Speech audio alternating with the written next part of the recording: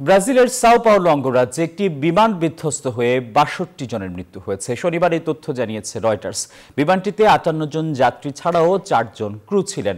Sao পাওলোর প্রধান বিমানবন্দরে যাওয়ার পথে ভিনহেদো শহরে বিমানটি পতিত হয় বলে জানিয়েছে ভয়েপাস এয়ারলাইন। দুর্ঘটনার শিকারদের স্মরণে ১ মিনিট নীরবতা পালনে সবার প্রতি আহ্বান জানিয়েছেন ব্রাজিলের president Lula da Silva.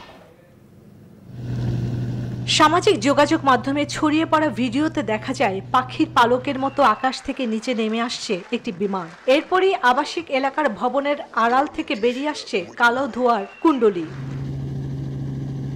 Bangladesh সময় শুক্রবার রাতে 11:30টার পর ব্রাজিলের সাও পাওলোতে একটি বিমান বিধ্বস্তের ঘটনা ঘটে। 2 ইঞ্জিন বিশিষ্ট ও টারবাইন যুক্ত ওই বিমানটি ব্রাজিলের দক্ষিণাঞ্চলীয় রাজ্য পারানার ক্যাসকাভেল থেকে সাও পাওলোর আন্তর্জাতিক বিমানবন্দরে যাওয়ার পথে প্রায় 80 কিলোমিটার উত্তরে ভিনহেদো শহরে বিধ্বস্ত হয়।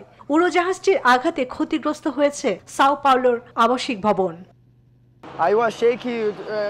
বিমানটি আমাদের বাড়ির উপর দিয়ে নিচে নামতে শুরু করেছিল। আমরা দেখলাম বিমানটি বিধ্বস্ত হয়েছে। আমরা ঈশ্বরের কাছে প্রার্থনা করেছিলাম যাতে এটি আমাদের বাড়িতে না পড়ে। দুর্ঘটনার কারণ সম্পর্কে বিস্তারিত জানাতে পারেনি সংশ্লিষ্ট কর্তৃপক্ষ। উদ্ধার কাজে পুলিশ ও ফায়ার সার্ভিসের পাশাপাশি সতর্ক রয়েছে স্থানীয় হাসপাতালগুলো।